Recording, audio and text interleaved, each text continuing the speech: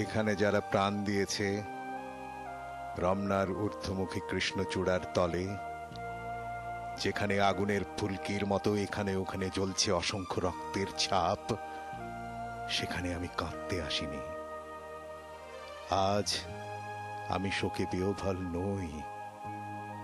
আজ আমি ক্রোধে উন্মত্ত নই, আজ আমি প্রতিজ্ঞায় অবিচল। যে শিশু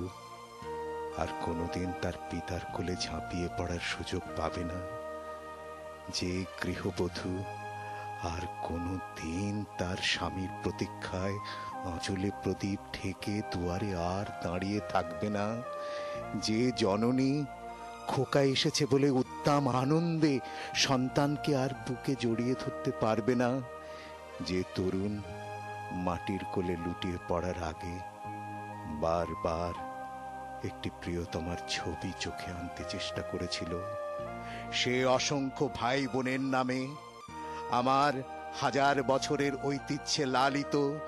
যে ভাষায় আমি মাকে সম্বোধনে অভ্যস্ত, সেই ভাষা ও স্বদেশের নামে এখানে এই বিশ্ববিদ্যালয়ের উন্মুক্ত প্রাঙ্গণে আমি তাদের ফাঁসির দাবি নিয়ে এসেছি। যারা আমার অসংখ্য ভাই বোনকে, যারা আমার মাতৃভাষাকে নির্বাসন দিতে চেয়েছে, তাদের জন্য আমি ফাঁসি দাবি করছি। সেই সব শহীদ ভাইরা আমার,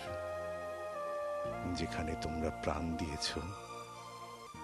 যেখানে হাজার বছর পরেও সেই নিস্তব্ধতার মধ্য থেকে তোমাদের কণ্ঠস্বর, স্বাধীনতার বলিষ্ঠ চিৎকার ভেসে আসবে,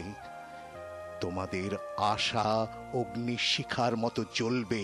প্রতিশোধ এবং বিজয়ের আনন্দে।